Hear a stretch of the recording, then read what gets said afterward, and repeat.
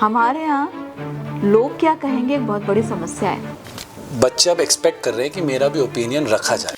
आप ये क्यों मान के चल रहे हो कि सामने वाला आपकी बात से अग्री ही करेगा?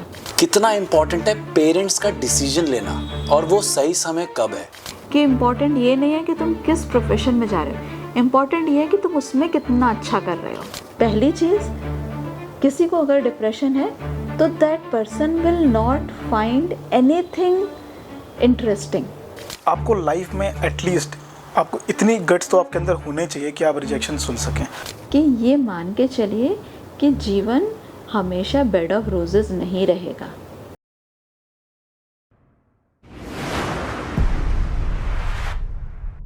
हेलो हेलो हेलो, वेलकम, आदाब, सत श्री अकाल, स्वागतम, सुस्वागतम। स्वागत है आपका अपने नए पॉडकास्ट हिंद स्टोरीज में। मैं हूं आपका होस्ट एंड दोस्त कप्तान, और मेरे साथ हैं दूसरे होस्ट क्षितिज घेरा। हर एक बच्चे का सपना होता है कि वो जब ज़िंदगी में कामयाब हो जाए या एक बड़े मुकाम पर पहुंच जाए तो वो अपने उन टीचर से मिल सके जिनसे वो पढ़ा है, या उस स्कूल के टीचर से वापस उनके पास जा सके जिन्होंने उसे ज़िंदगी के कुछ ऐसे तजुर्बे सिखाए या उनके बारे में चीज़ें सिखाई जिससे वो कामयाब हुआ। मैं उन्हीं खुशनसीबों में से भी एक हूँ, क्योंकि आज जो हमारे साथ मौजूद हैं वो हमारे ही आर्मी पब्लिक स्कूल की teacher Mrs Parul Mishra ma'am हैं। साइकोलॉजिस्ट टीचर हैं। क्या हैं, क्यों हैं, साइकोलॉजी क्या है, कैसे काम करती है, ज़िंदगी में हमारे क्या काम है, आगे बात करेंगे। क्षितिज भाई कंटिन्यू करें। हाँ, तो साइकोलॉजी बेसिकली किन चीज़ों पे या क्या कौन से बेसिक्स हैं जिन पे साइकोलॉजी काम करती है, या क्या मिथ है। लोगों की बहुत सारी अलग अलग धारणा है कि लोग समझ नहीं पा रहे हैं कि क्या मैं डिप्रेस्ड हूँ, या मेरे को एंजाइटी का इशू है, या मुझे नींद नहीं आ रही है, या ऐसा क्यों हो रहा है, और इसका क्या रिलेशन है एक ह्यूमन साइकोलॉजी से। ये सब चीज़ों के बारे में आज हमारे पॉडकास्ट हिंद स्टोरी में जानेंगे मैम से। और पहले मैं भी ये कहना चाहूँ कि मैं भी आर्मी स्कूल से पढ़ा हूँ, और एक स्टूडेंट के तौर पे या जितने भी स्टूडेंट्स होते हैं उनका कोई फेवरेट या एक एडमायर करते हो आप टीचर्स को, तो you were one of them ma'am, and you are looking absolutely stunning in this blue sari. और thank you for coming on our podcast Hind stories. कैसे हो आप ma'am? It's a pleasure and हाँ, बहुत खुश हूँ। और जब अपने बच्चों को सक्सेसफुल देखो तो उससे बड़ी खुशी एक टीचर के लिए कुछ नहीं हो सकती, क्योंकि हम जहाँ तक नहीं पहुँच पाए, अगर उससे आगे बच्चे पहुँचें तो हम सिर उठा के देख सकते हैं। That is something which is very very important for me, for every teacher. तो बहुत खुश हूँ, अच्छा लग रहा है, और अच्छा लग रहा है कि मेरे बच्चे उन टॉपिक्स को टच करने की कोशिश कर रहे हैं जो जीवन के लिए बहुत ज़्यादा इम्पॉर्टेंट हैं। मैम, मैं बस थोड़ा सा आपसे ये चीज़ चाहूँगा कि एक बार मैम आप अपने बारे में छोटा सा इंट्रोडक्शन कर दें। ये तो आप जानते हो कि मैं आर्मी स्कूल से एसोसिएटेड हूँ पिछले 19 साल से। मेरी ग्रेजुएशन, पोस्ट ग्रेजुएशन साइकोलॉजी में है, और साइकोलॉजी मुझे इतना ज़्यादा अच्छा लगा कि फिर मैंने अपनी रिसर्च भी साइकोलॉजी में की। ऑर्गेनाइजेशनल स्ट्रेस पे मेरा रिसर्च वर्क है, और पीएचडी करने के बाद फिर मुझे ये लगा कि हाँ, मैं कुछ ऐसा कर सकती हूँ कि मैं अपने सब्जेक्ट के थ्रू लोगों की मदद भी कर सकती हूँ। तो फिर मैंने गाइडेंस एंड काउंसलिंग में डिप्लोमा भी किया, and by the grace of God आज के डेट में ना सिर्फ स्कूल के बच्चों को बल्कि पर्सनल भी कंसल्टेंसी में देती हूँ, और करियर और पर्सनल दोनों काउंसलिंग में काम कर रही हूँ।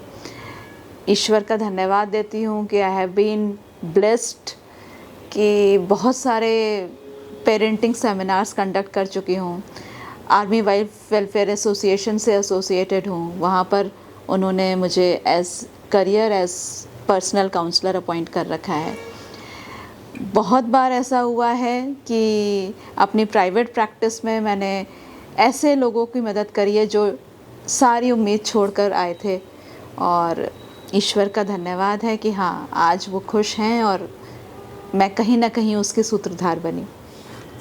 मैम, वैसे जैसे आपने कहा आपने ग्रेजुएशन, पोस्ट ग्रेजुएशन सब साइकोलॉजी में करा, तो मुझे लगता है जब आपने एज अ सब्जेक्ट या एज अ प्रोफेशन इसके बारे में सोचा होगा, तो उस टाइम एक माइंडसेट रहा होगा कि साइकोलॉजी क्यों, क्योंकि लोग इंजीनियर्स बन रहे हैं, डॉक्टर्स बन रहे हैं, तो उस समय फैमिली का एनवायरनमेंट क्या था और लोगों की धारणा कैसी थी, या सोसाइटी में कुछ बातें होती हैं जैसे कि यार साइकोलॉजी हो रही है। ऑनेस्टली बताऊं, मैंने 12th अपना साइंस स्ट्रीम से करा, और 12th करते करते ये समझ में आ गया कि मुझे साइंस में इंटरेस्ट नहीं है, हालांकि मैं बहुत अच्छी स्टूडेंट रही थी। तो फिर ये हुआ कि अब चेंज करना है। तो जब चेंज करने गए तो मेरे फादर बहुत ज़्यादा खुश नहीं थे मेरे इस डिसीजन से। उनकी पोस्टिंग जहाँ हुई वहाँ पर बीएससी लड़कियों के लिए कम अवेलेबल था, बीए ज़्यादा अवेलेबल था, तो भाई जाओ। बस क्योंकि एक अच्छी स्टूडेंट रही थी तो ये लगा कि इस लिस्ट में जो सब्जेक्ट अवेलेबल हैं उसमें से जो सबसे इम्पॉर्टेंट लगते हैं, जो लीक से हटके हैं, वो पढ़ूँगी। तो इसलिए साइकोलॉजी उसमें से लिया कि ये तो कुछ ऐसा लग रहा है जो थोड़ा सा जो सारी दुनिया कर रही है उससे अलग हटके है।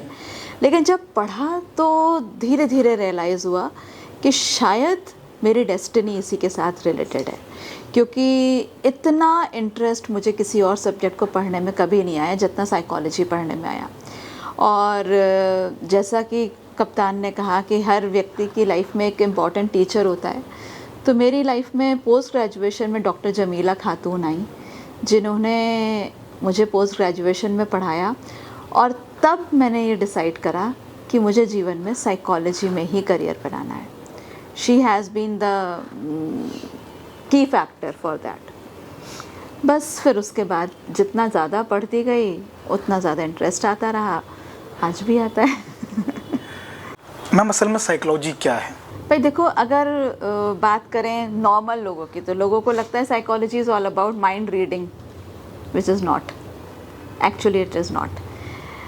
अगर हम टेक्निकल टर्मिनोलॉजी को छोड़कर नॉर्मल भाषा में समझें तो psychology is all about human behaviour, ठीक है। और हम ये मान के चलते हैं कि हर ह्यूमन बिहेवियर के पीछे दो फैक्टर्स होते हैं, पर्सन एंड एनवायरनमेंट। जबकि सच्चाई ये है कि दुनिया जो है वो बिहेवियर को सिर्फ पर्सन के साथ रिलेट करके चलती है, एनवायरनमेंट को इग्नोर कर देती है। जैसे अगर किसी व्यक्ति ने कोई एंटी सोशल एक्टिविटी करी, मान लीजिए कोई 17-18 साल का लड़का है जिसने चेन स्नैचिंग कर ली, तो हम उस लड़के को ब्लेम करते हैं, हम टारगेट करते हैं कि अच्छा बहुत ही बिगड़ा हुआ बच्चा है। हम ये भूल जाते हैं कि वो किस एनवायरनमेंट से आया है, क्या एनवायरनमेंट उसका रहा जो आज उसका ये रिस्पॉन्स आया। तो psychology tries to understand both the things, कि वो पर्सन अगर ऐसा बना तो क्यों बना, और अगर उसका एनवायरनमेंट ऐसा ना हो कि कुछ और होता तो क्या रिस्पॉन्स बदल जाता। और इसी बेसिक फैक्टर को लेके साइकोलॉजी की सारी थ्योरीज चलती हैं। पर्सन जितना इम्पोर्टेंट है उतना ही इम्पोर्टेंट एनवायरनमेंट भी है, और अगर एनवायरनमेंट सही होता है तो एवरेज व्यक्ति भी बहुत अच्छा कर जाता है। एनवायरनमेंट सही नहीं है तो बहुत टैलेंटेड व्यक्ति भी अपने टैलेंट को पूरी तरह मैटेरियलाइज नहीं कर पाता। That is what psychology is. आज के हिसाब से देखें, जैसे जब भी आपने साइकोलॉजी ऑप्ट करी तो कुछ थ्योरीज रही होंगी उस दौरान, कैसे हम किसी पर्सन से अगर डील कर रहे हैं या आपके पास कोई आता है, क्या उन थ्योरीज में आज के सिनेरियोज के हिसाब से कुछ चेंजेस आए हैं? Because if I talk about stress या एंग्जाइटी इश्यूज, ये बहुत ज़्यादा बढ़ गए हैं। पहले मुझे लगता था इंडिया में इतना ज़्यादा नहीं है, क्योंकि हम लोग बिलीव करते हैं वो सोशल इंटरेक्टिंग में, और लोग एक दूसरे के साथ घुल मिल कर रहते हैं। तो ऑल इन ऑल अगर इंडिया की बात करें तो जैसे पहले मेट्रो सिटीज़ में सोचते थे, बॉम्बे हो या दिल्ली हो, कि वहाँ पे तो यार पड़ोस वाले फ्लैट में कुछ हो जाता है तो पता ही नहीं चलता। जहाँ यहाँ पे हम लोग को बरेली को छोटा शहर में बार बार कहता हूँ कहना नहीं चाहिए, क्योंकि हम लोग बहुत ज़्यादा विकसित और बहुत ज़्यादा डेवलप की कगार पे चल रहे हैं। तो उसके बारे में आप मुझे बताओ कि साइकोलॉजी कहाँ हेल्प कर रही है, क्योंकि घर अब बहुत छोटे हो रहे हैं, हर किसी को अपनी स्पेस चाहिए। मतलब एक जो इशू है, मैं कहूँ मैं टीनेजर हूँ, if I talk about teenagers या 8 साल का या 8th में 9th में बच्चे, उनको अपना एक पर्सनल स्पेस चाहिए। पापा I am studying, don't disturb me. भाई I might sound a little conventional, मगर मुझे लगता है कुछ चीज़ों ने हमारे पूरे एनवायरनमेंट को, सोशल एनवायरनमेंट को बहुत अफेक्ट करा है, जिसमें से एक बहुत बड़ी चीज़ सोशल मीडिया भी है।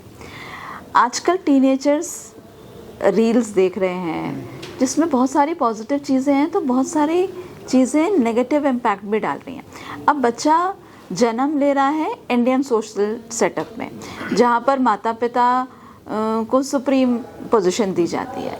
वो रील्स देख रहा है यूके और यूएस के, जहाँ पर 15 साल के बाद माता पिता एज एन आउटसाइड फोर्स, और वो सिर्फ सपोर्ट के लिए होते हैं, वो भी कंडीशनल।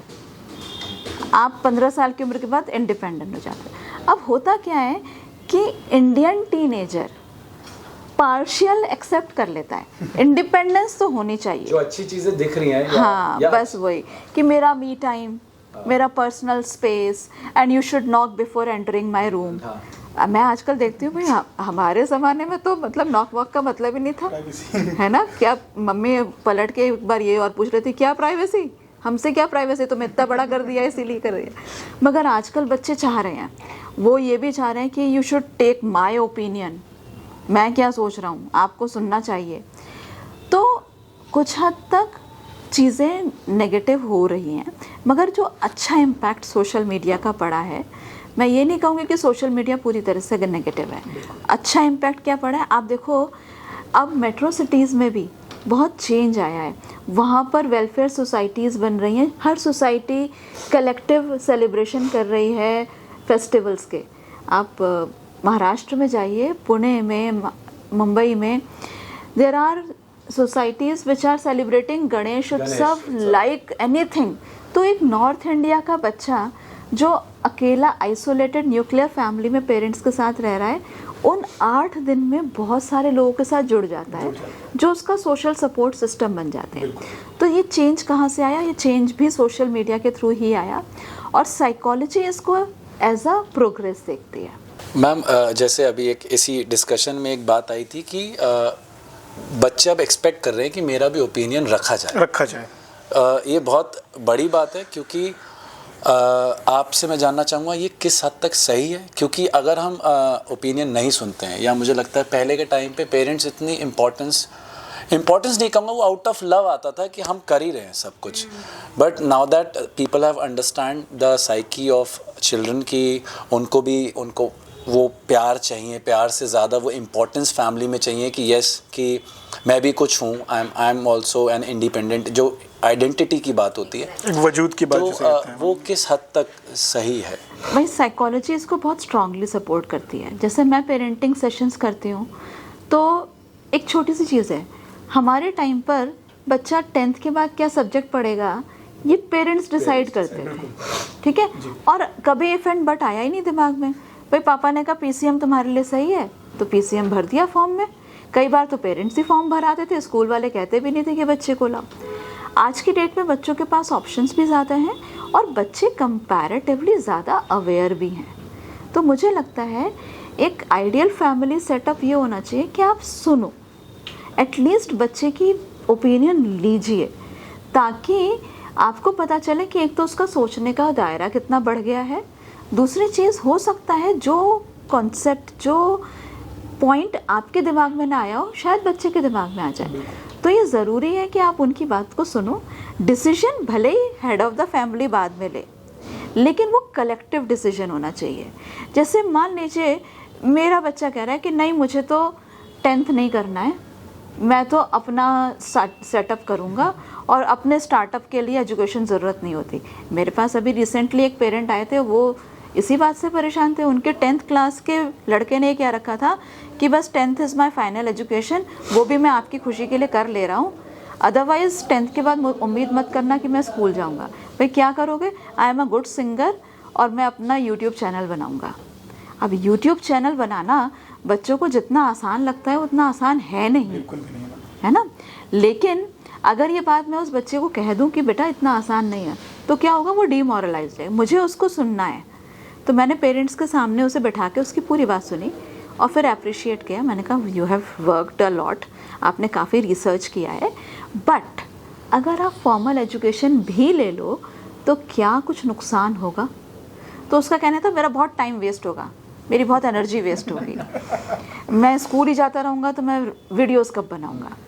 तो मैंने, अगर इस स्टेज पे हम बच्चे की बात सुनेंगे ही नहीं तो उसको लाइफ लॉन्ग क्या फ्रस्ट्रेशन रहेगा कि मुझे मौका ही नहीं मिला। हम उसकी बात सुन के फिर अपनी बात रखें, तब वो जो म्यूचुअल रिस्पेक्ट होती है ना, वो बच्चे को कन्विंस करती है कि हाँ पेरेंट्स मेरे वेल विशर हैं और मुझे इनको सुनना चाहिए। तो you won't believe, after 2 sessions we came to a point where the boy became ready कि अच्छा सुन लेते हैं पापा की बात भी। तो देन 2 सेशन में पापा को भी ये समझ में आ गया था कि भाई लड़के ने बहुत रिसर्च कर रखी है। तो उन्होंने भी फिर बात बड़े पोलाइटली ये करी कि हमारे कहने के लिए, हमारी संतुष्टि के लिए तुम NIOS से 12th और ग्रेजुएशन कर लो, ताकि थोड़ी सी हमारी इज्जत भी रह जाए और तुम अपने वीडियोस बनाओ, सपोर्ट हम करेंगे। गॉड फॉरवर्ड अगर नहीं सक्सेसफुल होता है तो तुम्हारे पास एक बैकअप प्लान होना चाहिए। You won't believe the boy agreed and he agreed कि मैं NIOS से क्यों करूं, फिर मैं रेगुलर स्कूल से ही करता हूं। मैं कोई उन बच्चों में से थोड़े ना हूं जो पास नहीं हो सकता हूं, तो मैं पास तो हो ही जाऊंगा ना। पेरेंट्स अग्रीड कि ठीक है भाई, हम परसेंटेज का प्रेशर नहीं डालेंगे, है ना, तुम कर लो। तो this could happen only because the mutual respect was there and both of them were ready to listen to each other. तो मुझे लगता है बच्चों की बात ज़रूर सुननी चाहिए, क्योंकि अब वो ज़माना नहीं है कि जहाँ पर डिक्टेटरशिप थी कि बापू ने कह दिया इसलिए होना है। मैम शायद इसलिए भी क्योंकि पहले सोर्स ऑफ इंफॉर्मेशन Exactly. या नॉलेज Exactly. थ्रू पेरेंट्स या थ्रू टीचर्स बिल्कुल। करता था। Exposure अब किसी को नहीं कुछ था। चाहिए तो वो ऑनलाइन चेक कर लेता है। आप- पहले हम लोग नोट्स कलेक्ट करते थे, जो सबसे ज्यादा स्टूडियस है उसके नोट्स लेते थे। अब बिल्कुल। वो भी करने की जरूरत नहीं है। आप सोचो, जब मैंने अपनी PhD करी, रिसर्च करी, तो मैं लाइब्रेरीज में बैठती थी, मैं जर्नल्स में से नोट डाउन करती थी, लिखती थी। आज जो बच्चे रिसर्च कर रहे हैं वो हर चीज़ नेट पे अवेलेबल है, रिसर्च पेपर्स नेट पे अवेलेबल है, साइटेशंस अवेलेबल है, बस कॉपी पेस्ट करना है। लेकिन ये चीज़ जब तक हम एक्सेप्ट नहीं करेंगे कि बच्चों को हमसे ज़्यादा पता हो सकता है, तब तक हम उनको सुन नहीं पाएंगे। तो वी नीड टू एक्सेप्ट। बहुत सारी चीज़ें हैं। अब जैसे आजकल बच्चों को करियर एवेन्यूज़ के बारे में पेरेंट्स से ज़्यादा पता है। बिल्कुल। बच्चों को पता है कि भाई ये भी एक कोर्स होता है, graphic designing is a independent course also. माता पिता ने सुना भी नहीं है, पेरेंट्स को ये पता नहीं होता। तो बच्चे को सुनना बहुत ज़रूरी है, और सिर्फ करियर के टर्म्स में नहीं, मुझे लगता है in terms of life also. मैं पेरेंट्स को जब भी सजेस्ट करती हूँ तो मैं ये कहती हूँ कि आप बच्चे को फैमिली के हर मैटर में इन्वॉल्व कीजिए। बस एक चीज़ का ध्यान रखना होता है पेरेंट्स को कि never ever disrespect each other in front of your child. बच्चे के सामने पेरेंट को एक यूनिट होना है। अगर मम्मी ने गलत बात पे डांट भी दिया, फादर को लग रहा है कि यार इसने गलत डांट दिया, डांटना नहीं चाहिए था, तो भी वो उस समय चुप बैठा रहे। बाद में भले ही वाइफ से कह दे कि बेकार इतना डांट दिया, उसकी गलती नहीं थी। That is your personal conversation which should not come in picture in front of the child. ये इसलिए ज़रूरी है क्योंकि हम जिस सोशल सेटअप में हैं, बच्चे का डिसिप्लिन रहना बहुत ज़रूरी है। मैम एक क्वेश्चन मेरे दिमाग में ये भी चल रहा था, और मैं बहुत देर से मैम सोच रहा था कि एक बार ये मैम असल में ये एक चीज़ जो हुई स्कूल में ही हुई थी हमारे सामने। मैम सबको पता, आर्मी स्कूल में अगर दूसरी मम्मी का नाम आता है मैम, तो बच्चे आपके पास ही आते हैं। मैम ये बात शायद 2020 या 21 की है। मैम वॉशरूम में किसी ने वॉश बेसिन मैम तोड़ दिया था किसी बच्चे ने। तो मैम वो अब सारे बच्चों को जब सारे बॉयज़ असेंबली में आते थे मैम, तो उनको खड़ा कर दिया जाता था अलग से कि भाई पहले बताओ किसने तोड़ा। और मैम ये 2 दिन तक चला। तो मैंने एक चीज़ नोटिस की मैम, सारे टीचर्स ये बोल रहे थे कि बच्चा जो भी है मैम, नॉट सारे मतलब मैम मोस्ट ऑफ टीचर्स ये बोल रहे थे जो बच्चा उसको पनिशमेंट दो। मैम आप एक अकेले में ऐसी टीचर थी जो बोल रही थी शायद हो सकता है उसके साथ कुछ हो रहा हो घर में, या उसका एक एग्रेशन हो जो वो यहाँ के निकाल रहा हो। मैम वो 2 से 3 साल हो चुके हैं मैम, वो आज भी मेरे बात मतलब दिमाग में यही है कि मैम उसका जो घर में हो रहा है, फिर मैम वो स्कूल में आके ये कर रहा है हरकत, ये लड़ाई कर रहा है। मैम ऐसा क्यों होता है, क्या मैम फैक्टर है इसका? Psychology strongly believes that every behaviour has a reason behind. कोई भी पर्सन बेसिकली नेगेटिव नहीं होता।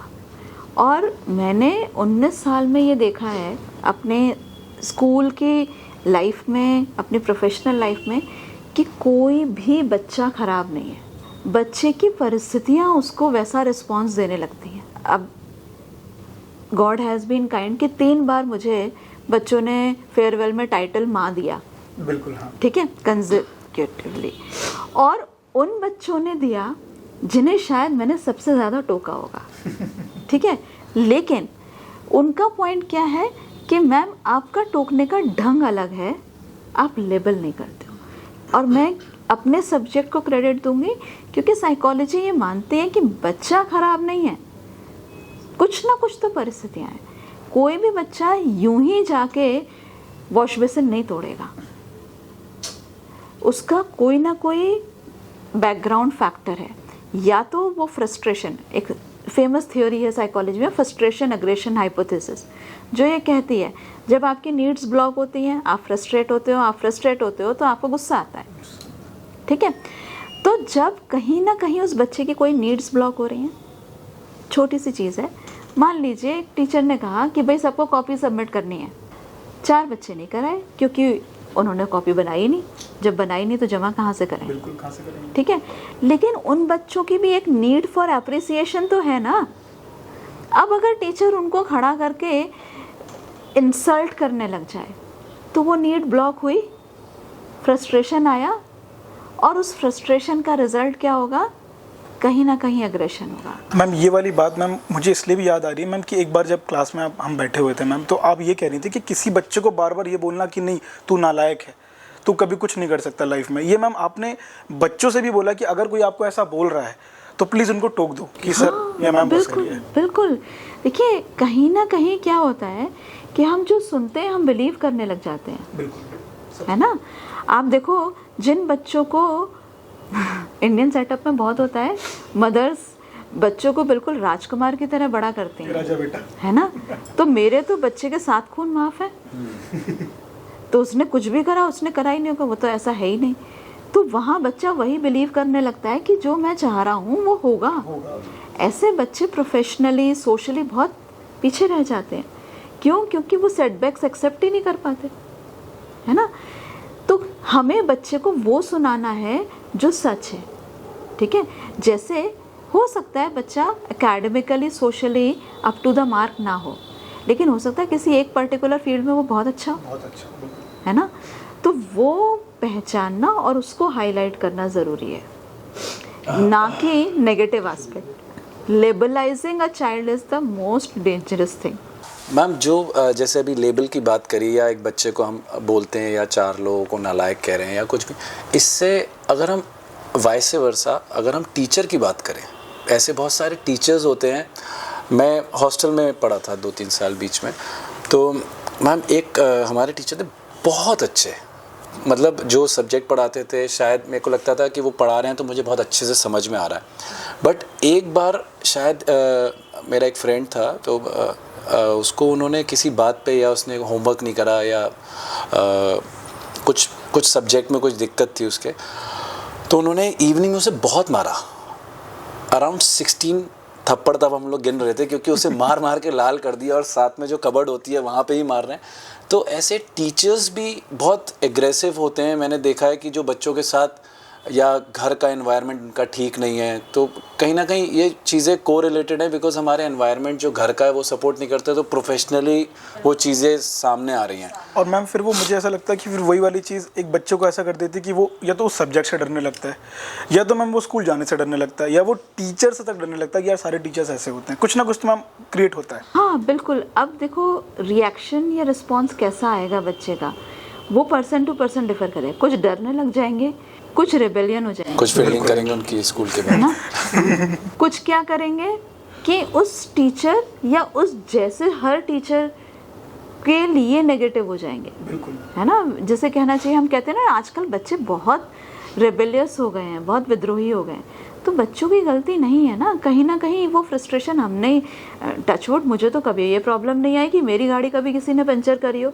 इनफैक्ट 2 साल पहले मेरा रोड पे एक्सीडेंट हुआ, और बाई चांस लकीली जब मैं अनकॉन्शियस पड़ी थी, तो पुराना एक स्टूडेंट गाड़ी से आ रहा था।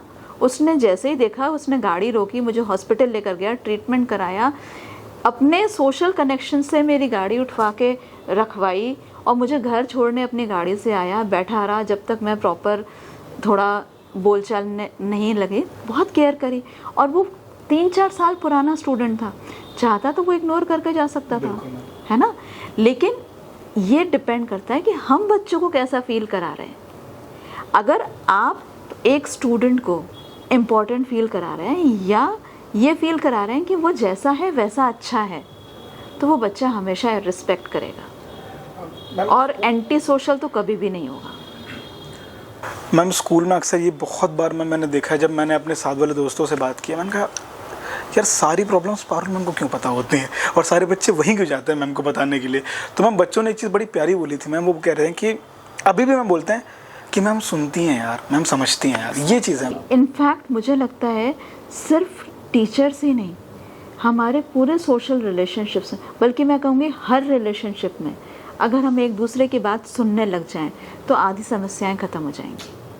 पेरेंट्स अगर बच्चों को सुनने लग जाएं तो बच्चे भी पेरेंट्स की सुनेंगे और प्रॉब्लम्स ख़त्म हो जाएंगी।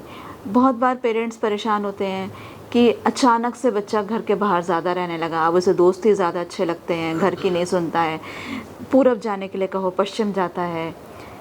लेकिन हमने ये भी तो नहीं देखा कि हमने बात कैसे करी और हम घर में कैसा माहौल दे रहे हैं। तो पेरेंटिंग का तो बहुत ज़्यादा रोल है और मुझे लगता है कि घर का माहौल कैसा है। एक छोटा सा एग्जांपल दे रही हूँ कि एक लेडी जो सिर्फ 6th क्लास पास थी, उसने अपने सारे बच्चों को पोस्ट ग्रेजुएट कर दिया और हस्बैंड बाहर थे मगर वो सिंगल हैंडेडली बच्चों को मेरिटोरियस बनाती रही। उसके बच्चे बैंक का एग्ज़ाम क्लियर करके प्रोफेशनली सक्सेसफुल हुए। क्यों? सिर्फ इस वजह से कि उन्होंने घर का माहौल ऐसा क्रिएट करा, एनवायरनमेंट। जब बच्चा स्कूल से घर वापस आता है, माँ किचन में उसके लिए ही दाल सब्जी बना रही है, लेकिन अगर बच्चा एक्साइटमेंट में ये कह रहा है कि मम्मी पता है आप आज क्या हुआ स्कूल में, तो ये मॉरल ड्यूटी है मदर की कि गैस हल्की करे और पलट के उसकी आंखों में देख के पूछे क्या हो गया। That one moment of attention makes the child feel कि आई एम इम्पॉर्टेंट एंड मेरी बात बड़ी वैलिड है। अब बच्चे ने आके आर्ट बुक में, ये एग्जाम्पल हमेशा पेरेंटिंग सेशंस में भी देती हूँ, बच्चे ने आके ड्राइंग बुक माँ को दिखाई कि देखो आर्ट वाली मैम ने स्टार दिया, और पापा पलट के पीछे से कहते हैं मैथ्स की कॉपी देखी है उसमें क्या मिला है। तो बच्चे का मोराल तो आपने वहीं डाउन कर दिया ना। हो सकता है वो आर्टिस्ट बन सकता था लेकिन वो नहीं बन पाएगा। क्यों? क्योंकि उसको तो ये कॉम्प्लेक्स हो गया ना कि यार मैं मैथ्स में तो अच्छा ही नहीं हूँ। तो हम कैसी पेरेंटिंग दे रहे हैं। या मान लीजिए बच्चे का यूनिट टेस्ट है, आर्मी में फैमिलीज़ में ये प्रॉब्लम बहुत ज़्यादा मैंने फेस की है। अब फैमिली गांव में है, पेरेंट मदर यहाँ बच्चे को लेके पढ़ा रही है। अब फैमिली में किसी की शादी है, यूनिट टेस्ट बच्चे के हैं, मेडिकल लगा दिया या एप्लीकेशन लगा दी और 10 दिन के लिए शादी में लेकर चले गए। ठीक है, ये बात है क्लास 4 या 5 की। फिर 6th 7th में भी ऐसे ही एक बार हुआ कि जब ज़रूरत पड़ी 10 दिन की छुट्टियां दिलाई, घर लेके चले गए। फसल कट रही है, 15 दिन की छुट्टी कराओ, गांव लेके चले जाओ। जब 10th में बच्चा आता है और वो अपने फुटबॉल मैच के लिए या अपने दोस्तों के साथ पार्टी के लिए पढ़ाई को इग्नोर करता है, तब पेरेंट्स परेशान होते हैं। लेकिन आपने वो बीज तो तभी बो दिया ना, आपने उसे बताया ही नहीं कि पढ़ाई इंपॉर्टेंट है। आपने पढ़ाई को जब खुद से ही सेकंड ऑप्शन रखा, तो अचानक आप बच्चे से ये समझदारी उम्मीद कैसे कर सकते हो कि भाई वो तो पढ़ाई को प्राइमरी फोकस लेके चले, है ना। ये तो एज अ पेरेंट हमारी ड्यूटी है कि हम LKG से बच्चे को ये इम्पोर्टेंस दिखा रहे हैं कि भाई your education is the most important thing for me. आपके एग्ज़ाम्स हैं तो मैं भी अपना टीवी बंद रखूँगी। मैम इसी से एक सवाल मेरे मन में आया कि एक जो करियर ऑप्शंस हैं, क्या होता है फैमिलीज़ में, लोग बड़ा भाई इंजीनियर बना है तो ऑल इन ऑल कि हाँ ठीक है, प्रथा चली आ रही है, प्रथा इंजीनियर बनेगा। ऐसे में क्या होता है कि अगर एक तो वो फैमिली में कंपैरिजन बच्चे के मन में तो आता ही, आप करो ना करो, अगर बच्चा शायद स्पोर्ट्स में बहुत अच्छा होगा और वो ठीक ठाक कर रहा है क्योंकि उसको पता है कि वो कर लेगा यार, एवरेज 60-70% लाने, उसे तो स्पोर्ट्स में जाना कर लेगा वो। बट देन आप इंजीनियरिंग उसने कर ली, तो ऐसे में बच्चा बहुत डिसओरिएंटेड सा नहीं हो जाता है लाइफ में। या फिर मैं इसको ऐसे इंटरप्रेट करना चाहूँगा कि कितना इम्पॉर्टेंट है पेरेंट्स का डिसीजन लेना और वो सही समय कब है। क्योंकि आई फील कि बच्चा शायद कुछ कर सकता था अगर फैमिली का सपोर्ट रहे, और वो कहीं फंसा हुआ है अपनी उलझनों में, अपनी चल रही है स्ट्रगल उसकी, तो इसमें पेरेंट्स का कितना बड़ा रोल है? बहुत ज़्यादा बड़ा रोल है।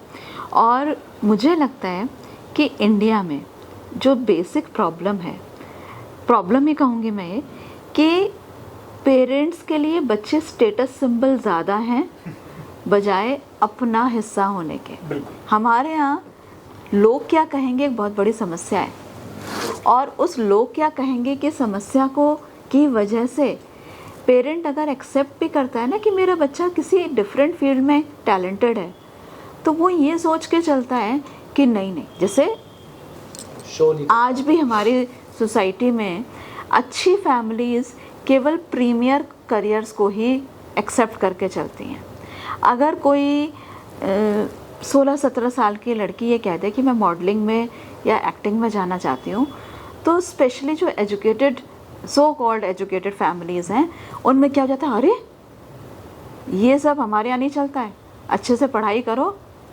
और मैम लेमन लैंग्वेज में कहूँ तो शायद वो इतने बदतमीज़ हो जाते हैं कि अच्छा अलग अलग कपड़े पहन के रैंप पे चलो। अपने ही बच्चों से शायद वो लोग ऐसे बात करते हैं कि उनको लगता है कितना गंदा काम है कि तुम रात में वहाँ जाओगे। इफ वी टॉक अबाउट 2024 तो कितने बच्चे, मुझे लग रहा है शायद आज हम लोग यहाँ बैठे उनसे ज़्यादा कमा रहे हैं जस्ट बिकॉज ऑफ यूट्यूब। उन्होंने अपना टैलेंट बाहर लाए हैं और अपनी चीज़ें कर रहे हैं। और सच बात है ये भाई, मैं पेरेंट्स को ये कहती हूँ कि वो एक एवरेज कॉलेज से बीटेक करके 6 लाख के प्लेसमेंट पे चला भी जाएगा तो कौन सी बड़ी तोप मार लेगा, बजाय अगर वो एक ग्राफिक डिज़ाइनर या फैशन डिज़ाइनर बन के 15-20 लाख रुपए साल कमाए और खुश भी रहे।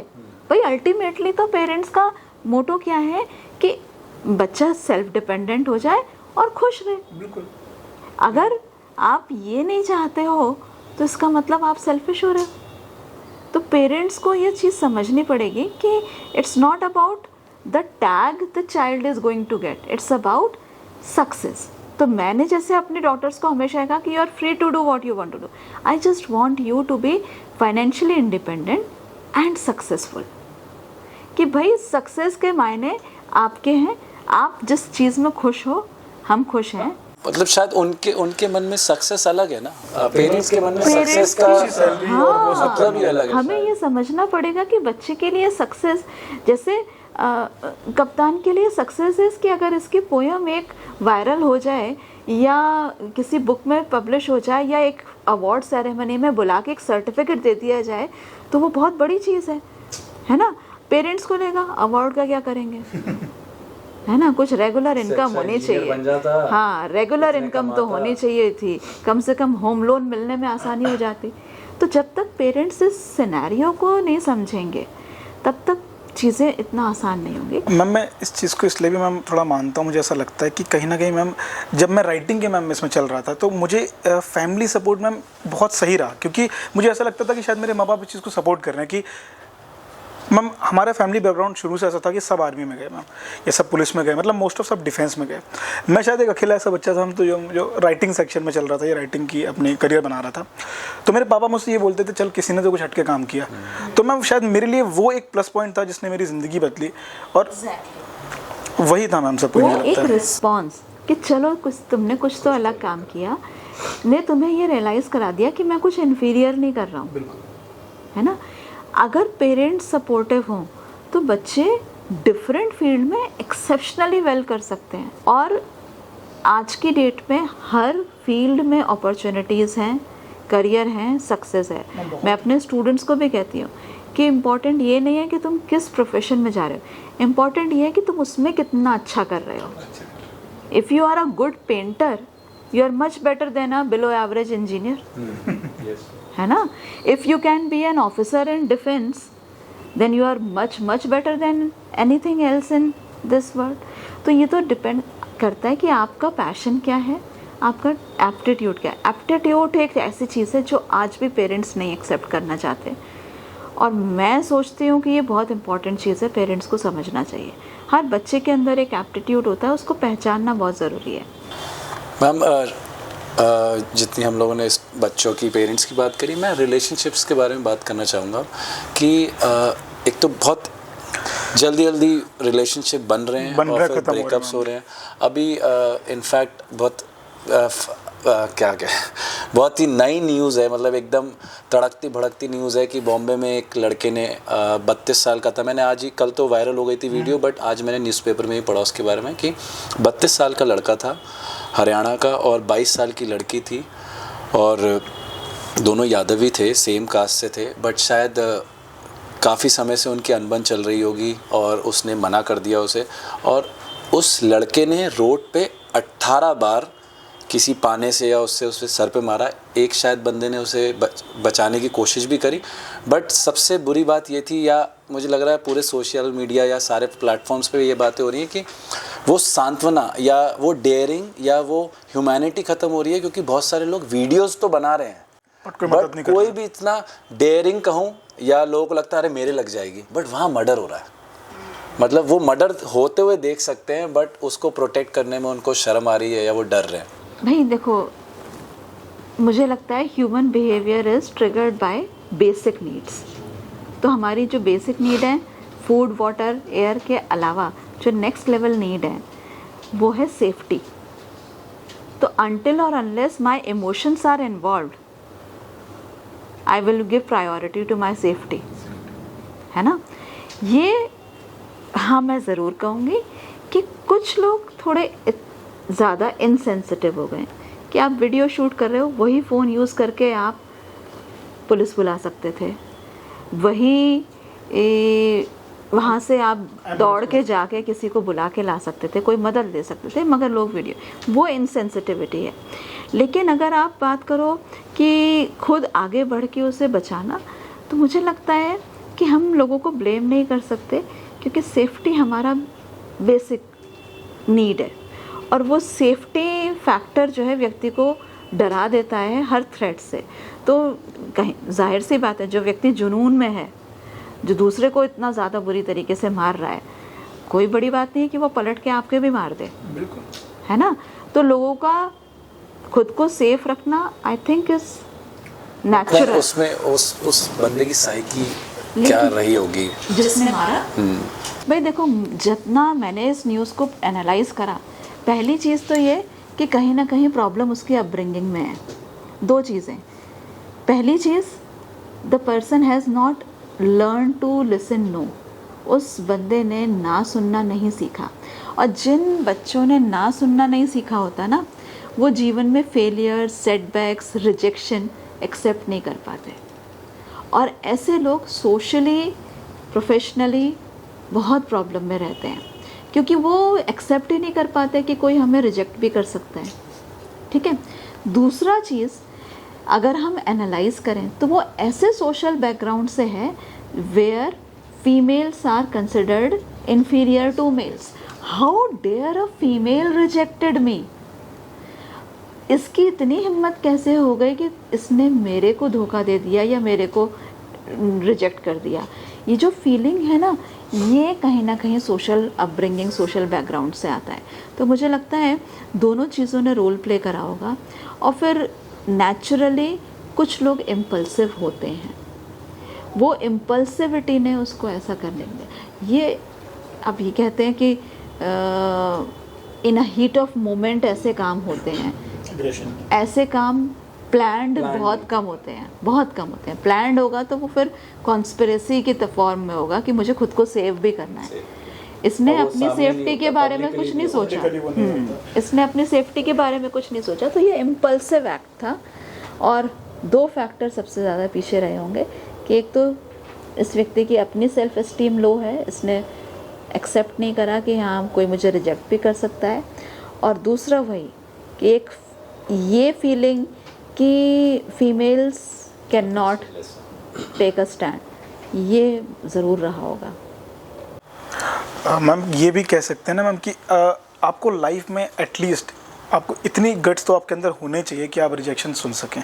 पहली बात मैम ये मानता हूँ, शायद आपको फैमिली से ही मिलते हैं, या कहीं ना कहीं आपका वो नेचर होना चाहिए कि आप 1% को वो भी कर सकें, क्योंकि जब आप रिजेक्शन मैम नहीं मानते हैं ना, तो कहीं ना कहीं फिर आप उसको अपने ईगो पे लेते हैं और फिर वो एग्रेशन बनता है। देखो, जब रिलेशनशिप की बात करते हैं, चाहे हम पर्सनल की बात करें चाहे प्रोफेशनल की, मैं पर्सनल को ज़्यादा वेटेज दे रही हूँ। आप ये क्यों मान के चल रहे हो कि सामने वाला आपकी बात से अग्री ही करेगा? हाँ बिल्कुल। भाई छोटी सी चीज़ है, एक यंग कपल रेस्टोरेंट गया, ठीक है, क्या ऑर्डर होना है?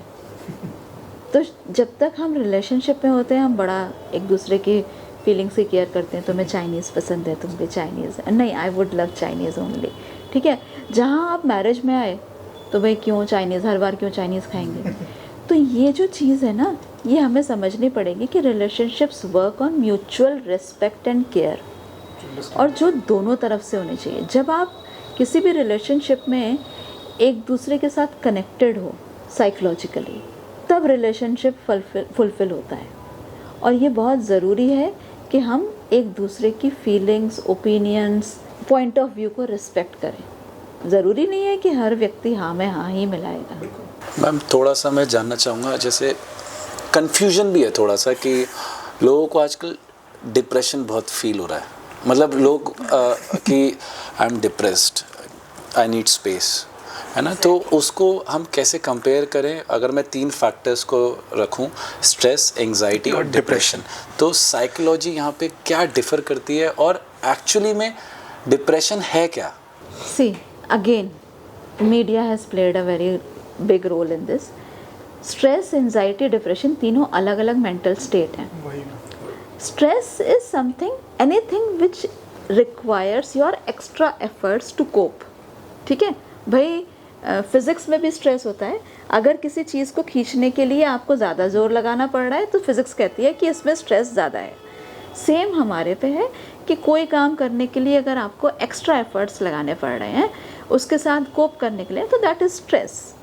Stress can be positive, stress can be positive. Stress का जो पॉजिटिव एस्पेक्ट है उसे हम यूज स्ट्रेस कहते हैं। आप लाइफ में कभी अच्छा नहीं कर सकते अगर आपकी लाइफ में यूज स्ट्रेस नहीं है, क्योंकि जब तक, जैसे मान लीजिए बीइंग अ फीमेल, मेरे घर पे डिनर है, ठीक है, रोज़ डिनर बनता है, फैमिली के लिए बनता है, कोई स्ट्रेस नहीं होता।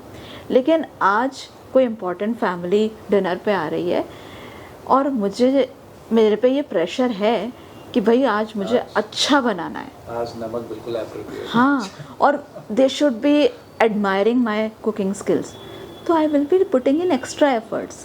मैं इंग्रेडिएंट्स से लेकर कुकिंग मेथोडोलॉजी तक हर चीज़ पे एफर्ट डालूंगी। सेम आपके साथ है। आपको अगर लग रहा है कि मुझे ये प्रोजेक्ट एक्स बहुत अच्छे से करना है, मेरे पे प्रेशर है, तो आप हर माइन्यूट चीज़ की डिटेलिंग पे ध्यान दोगे। ये स्ट्रेस है, ये पॉजिटिव स्ट्रेस है। जब ये स्ट्रेस इतना ज़्यादा बढ़ जाए कि व्यक्ति की फिज़िकल, साइकोलॉजिकल वेलबींग को नेगेटिवली इम्पैक्ट करने लगे, तब हम इसे डिस्ट्रेस कहना शुरू करते हैं।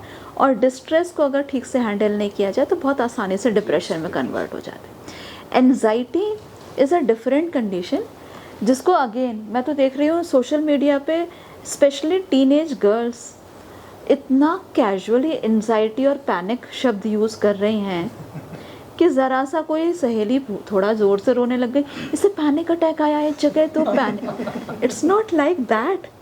पैनिक और एंजाइटी इतना कैजुअल टर्म्स नहीं है। Anxiety is when we have constant feeling of fear and apprehension, जब ये लगातार डर बना रहे कि कुछ तो गलत होगा, तब उसे हम एंजाइटी कहते हैं। कि भाई एक माँ ने बच्चे को पढ़ने के लिए कोटा भेजा है और वो रातों को सो नहीं पा रही है इस डर से कि पता नहीं वहाँ पर कैसे रह रहा होगा, कैसा चल रहा है। कोटा से बहुत सारी नेगेटिव न्यूज़ भी आती हैं, कहीं मेरे बच्चे के साथ ऐसा कुछ ना हो जाए, उसे हम एंजाइटी कहते हैं। या एक फौजी की वाइफ ने भेज तो दिया पोस्टिंग पे, लेकिन पीछे डर है कि कहीं जंग ना छिड़ जाए, कहीं टेररिस्ट अटैक ना हो जाए, उसे एंजाइटी कहते हैं।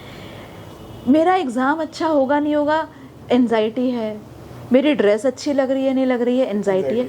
ये एंजाइटी नहीं है, ये एंजाइटी मोमेंटरी रिएक्शन हो सकता है, मगर it is not a constant state of mental state, वो नहीं है। Depression is something very serious, जिसे हम कैजुअली जैसे लोग यूज़ करते हैं ना कि यार बहुत डिप्रेस्ड हूँ, बॉस से बन नहीं रही है, तो बॉस से ना बनने की वजह से डिप्रेशन नहीं होता है। Depression is a very specific clinical condition जिसके 3 बड़े सिम्टम हैं। पहली चीज़ किसी को अगर डिप्रेशन है तो that person will not find anything interesting. वो चीज़ें जो पहले व्यक्ति को खुशी देती थी अब नहीं देंगी, ठीक है। ना तो उसे वीडियोस देखने में मज़ा आएगा, ना उसे ड्रेसअप होने का मन करेगा, ना उसे कहीं बाहर जाके कुछ ऑर्डर करने का मन करेगा। हर चीज़ से इंटरेस्ट ख़त्म होता है।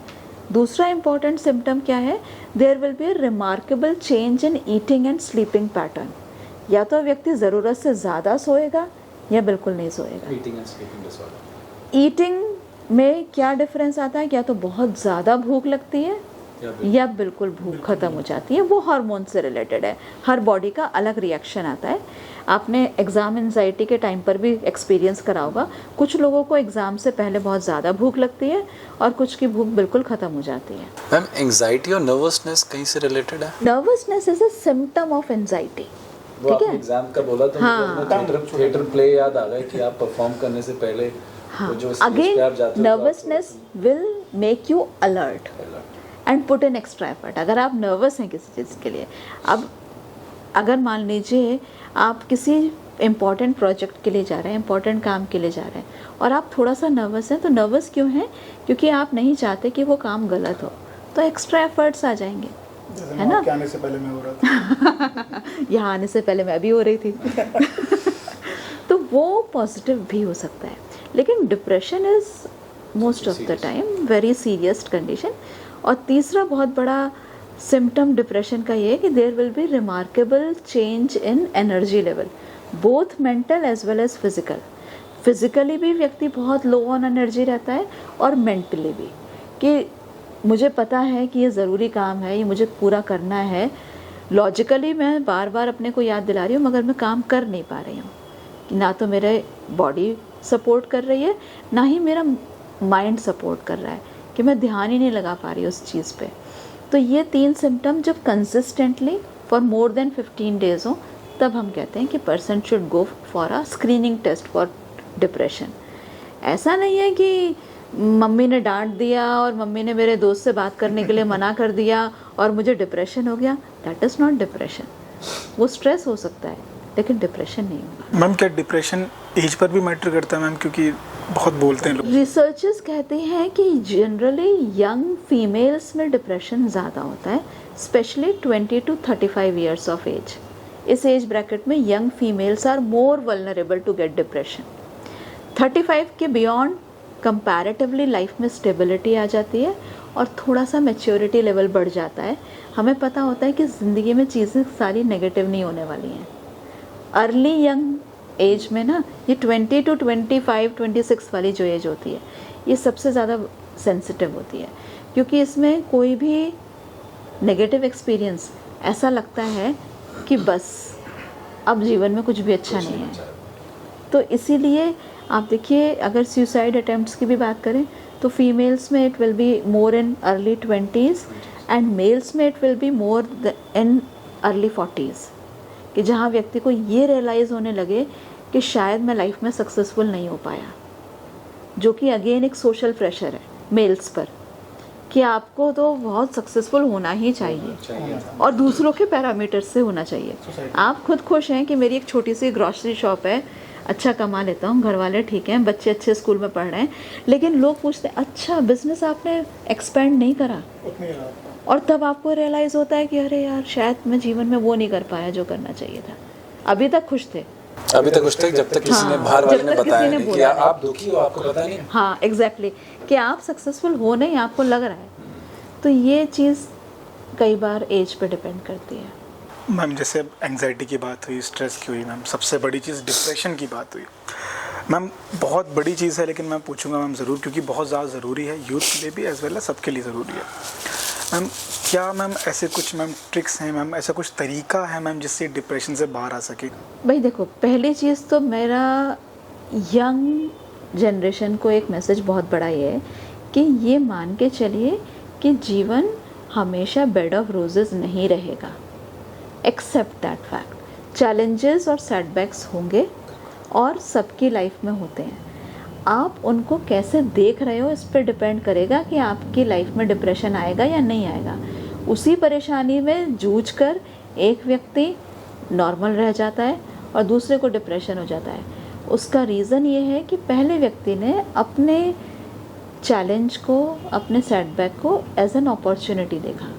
तो मैं तो हमेशा अपने स्टूडेंट्स को भी कहती हूँ और आपके इस माध्यम से मैं सब जनरेशन से ये कहूँगी कि जीवन में परेशानियाँ आएंगी, उनको एज एन अपॉर्चुनिटी देखो।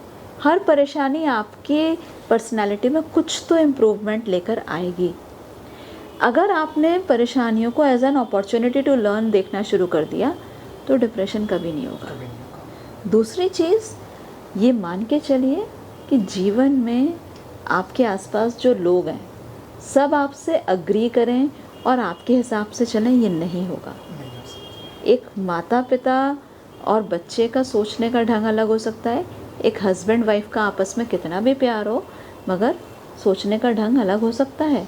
And we should respect that, क्योंकि जितना रिस्पेक्ट हम खुद के लिए चाहते हैं हमें दूसरों को भी देनी चाहिए। जैसे दोगे वैसा मिलेगा। एग्जैक्टली। मैम ये हम लोग की ये चर्चा तो चलती रहेगी। मैं आपसे जानना चाहूँगा लाइक एज यू सेड कि आप 19 साल से इस प्रोफेशन में हो और आपने बहुत सारे लोगों की लाइफ, मैं कहूँगा एक तरीके से एक साइकेट्रिस्ट या एज अ काउंसलर आपने बहुत बदली होगी और बहुत लोग बहुत ज़्यादा थैंकफुल भी होंगे। कोई ऐसा मोमेंट कि किसी ने आपसे आके बहुत शेयर करा हो और आप बहुत ग्रेटफुल हो कि हाँ ऐसा मेरे थ्रू हुआ या मैंने इनकी लाइफ बदली, ऐसा कोई मोमेंट? कोई ऐसा मोमेंट कुछ भी मैम? हाँ, God, I give credit to God. ईश्वर का धन्यवाद है कि मैं माध्यम बनी हूँ ऐसा। जैसे तो कई मोमेंट हुए हैं, लेकिन एक यंग लड़की 2-3 साल पहले की बात है, मेरे पास आई थी। तो वो जब आई थी तो उसने बैठते ही ये कहा था कि मैं अपनी सहेली के कहने पर आपके पास आई हूँ और मैं आते टाइम ये सोच रही थी कि लास्ट ट्राई है, otherwise I will return back and I will and my life. उसके बाद वो मेरे सेशन में पौन घंटा करीब सिर्फ रोती रही और बात करती रही। और 1 साल बाद वही लड़की मेरे पास आई और उसने कहा कि आपको क्या लगता है, मैं MBA ही डिसाइड करूं या लॉ में कुछ करूं और मैचिंग प्रोफाइल भी बना लूं क्या शादी.com पे। And I smile and I talk to her और मैंने कहा मुझे बहुत अच्छा लग रहा है कि आज तुम उस कंडीशन पे हो कि तुम शादी और करियर दोनों के बारे में सोच रहे हो। तो शी सेड कि ऑल क्रेडिट्स टू यू, क्योंकि आपने ही मुझे वहाँ से यहाँ पहुँचा दिया। कि मैं एक दिन जब आई थी तो मैं लाइफ ख़त्म करने की सोच रही थी और आज मैं फ्यूचर के बारे में सोच रही हूँ। तो that was a great moment. एक और भी था जहाँ पर एक अगेन डिप्रेशन का केस था, जहाँ पर वो बच्ची अपने फादर को एक ट्रॉमेटिक इवेंट में खो देती है और उसकी वजह से डिप्रेशन में जाती है। And after sessions she cleared her NIFT exam, she became a renowned fashion designer और शी इज़ वेरी सक्सेसफुल। और अभी 1-1.5 साल पहले उसके मैरिज फंक्शन में मैं गई, she introduced her husband to me और उसने अपने हस्बैंड को ये बताया कि आज मैं जो कुछ भी हूँ इनकी वजह से हूँ। तो that was a moment when I felt कि God you are really kind, thank you so much. Ma'am जैसा ये एक्सपीरियंसेस आपने शेयर करे और आपने बताया that you are associated with आवा, आर्मी वाइफ वेलफेयर एसोसिएशन, तो जैसा आपने उस बच्ची का बताया डिप्रेशन, तो ऐसा बहुत सारी आर्मी फैमिलीज़ में भी होता होगा because they loss there husband और देयर फादर। तो उसमें आपकी क्या थ्योरी रहती है? बिकॉज एज अ फीमेल मुझे लगता है ज़्यादा इमोशनल होती हैं फीमेल्स, ज़्यादा अटैच्ड भी होती हैं, तो एक उसको साइडलाइन करके उनकी बातों को समझना और फिर एक तरीके से उन्हें बताना कि how to cope up with this situation. No doubt army life is very difficult. मतलब आई एम अ सिविलियन, लेकिन मैंने जो पिछले 18-19 साल में आर्मी फैमिलीज़ को क्लोजली रीड करा है, तो जो रिस्पेक्ट हम उनको देते हैं ना वो बिल्कुल डिज़र्व करते हैं, क्योंकि वो बहुत चैलेंजिंग लाइफ डील करते हैं। एक हस्बैंड का आसपास होना एक वाइफ की लाइफ को बहुत कंफर्टेबल बना देता है, चाहे वो एक्सेप्ट करे या ना करे। लेकिन आपको पता है कि आर्मी में जब पोस्टिंग के लिए कोई भी ऑफिशियल जाता है, कोई भी जवान जाता है, तो वो कम से कम 3 से 4 महीने के लिए होता है। उस 3-4 महीने आने वाले सारे चैलेंजेस उस लेडी को अकेले झेलने हैं। और प्रेशर भी है। प्रेशर क्यों है? क्योंकि वो गांव से बाहर आके शहर में बच्चों की पढ़ाई के लिए रह रही है। गांव वालों का कहना यह है कि ऐसे कौन सा कलेक्टर बना दोगी अपने बच्चों को, है ना। और उसको जस्टिफाई भी करना है कि बच्चों को अच्छी एजुकेशन भी देनी है, प्लस जो इमोशनल नीड है वो भी नहीं पूरी हो रही है ना भाई। 27-28 साल की महिला है, 7 साल का बेटा है, 5 साल की बेटी है, ठीक है बच्चों की परवरिश में दिन निकल जा रहा है, मगर एक मोमेंट तो चाहता है ना इंसान कि पार्टनर के साथ बैठ के बात कर ले, या अगर स्कूल से बच्चे की कंप्लेन आई है तो घर पे आके किसी को तो फ्रस्ट्रेशन सुना सके कि देखो इसने ये करा है, इसको समझाओ, मेरे से नहीं हो रहा।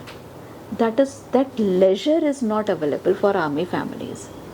इसके अलावा एक बहुत बड़ा इशू मैंने जो फेस करा है, जो मैं देख रही हूँ पिछले कुछ सालों में, जवानों को लिए और इवन ऑफिसर्स के लिए भी एक ये गिल्ट फीलिंग ना कि मैं अपने माँ बाप को वो टाइम और अटेंशन नहीं दे पा रहा जो उनको चाहिए।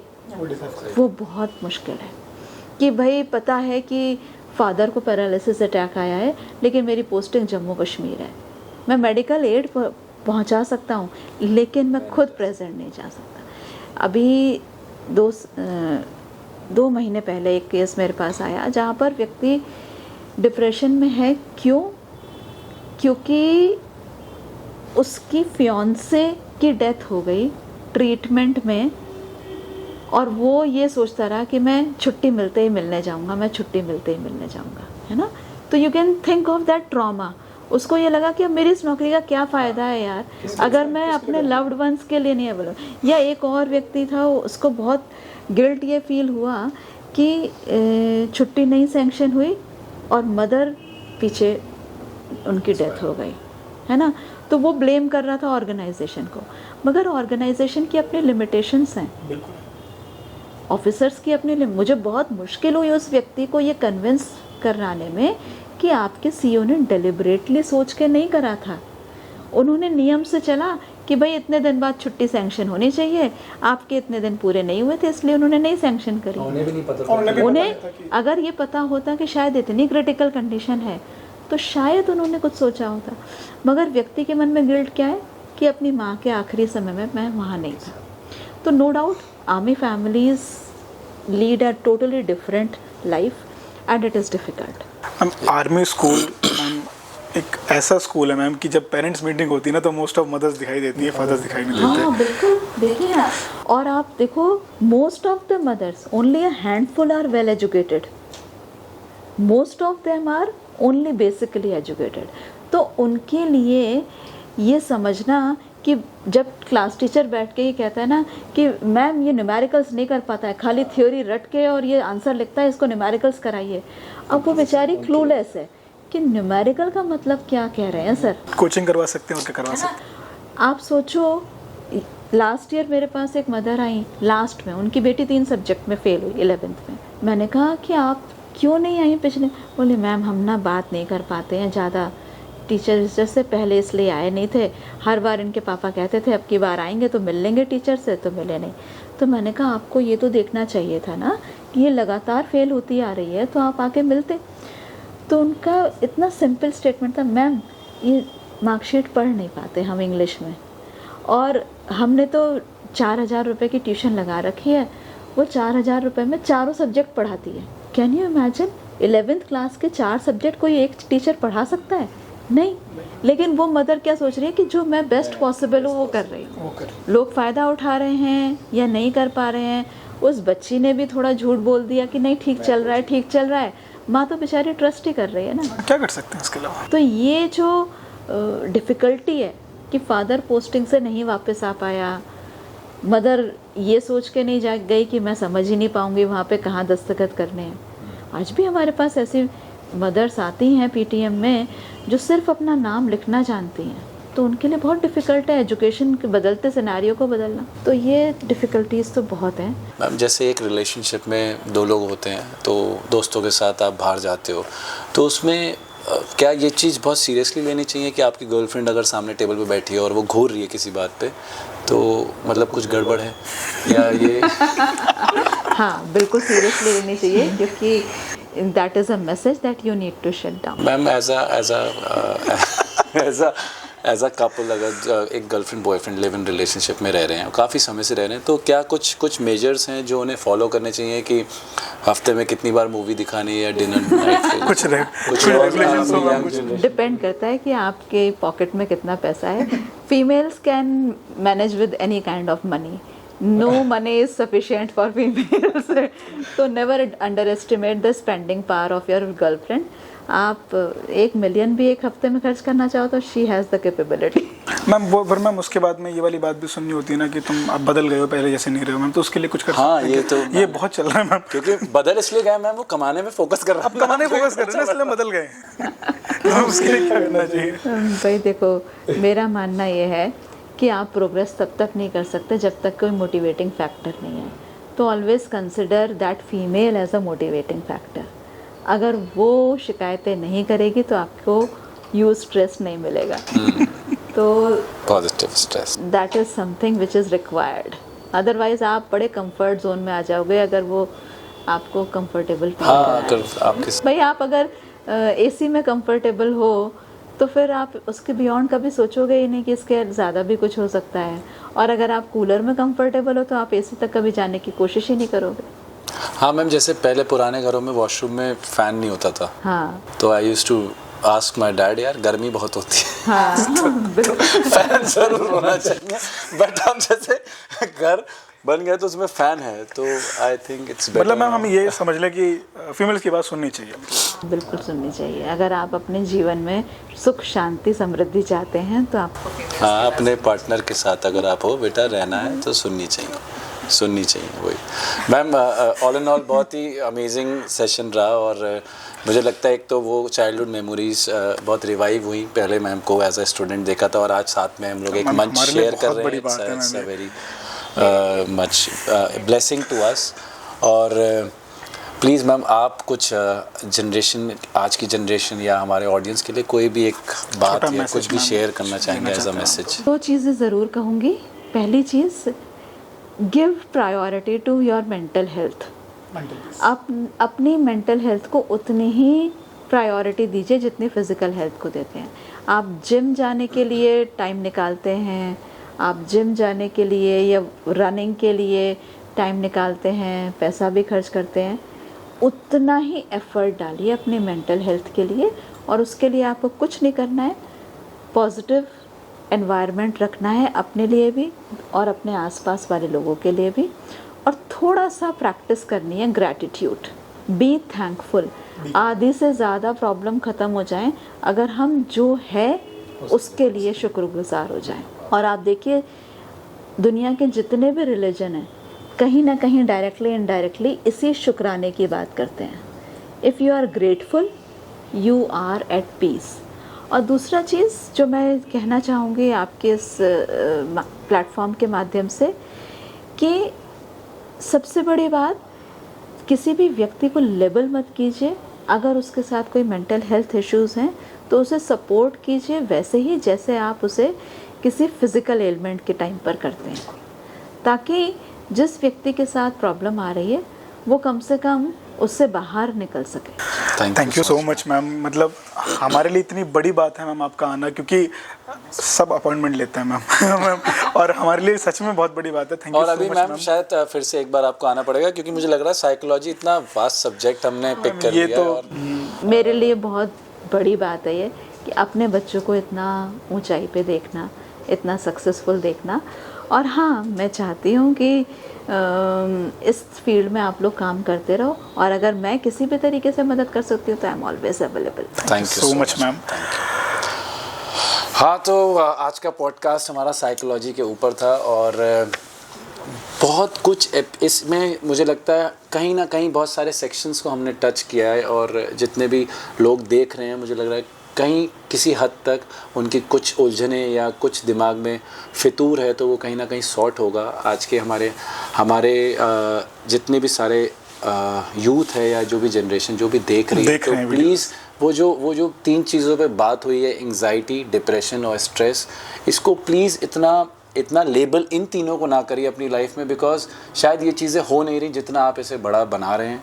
Just be there, hang in there, discuss with your family, with your parents, अपने आसपास वाले लोगों से बात करो और just be good to the society and just be yourself. Enjoy. अपना ध्यान रखिए और सबसे ज़रूरी चीज़ अपने मेंटल पीस का ध्यान रखिए, क्योंकि जब तक आप अपने नहीं होंगे तो कोई आपका नहीं होगा.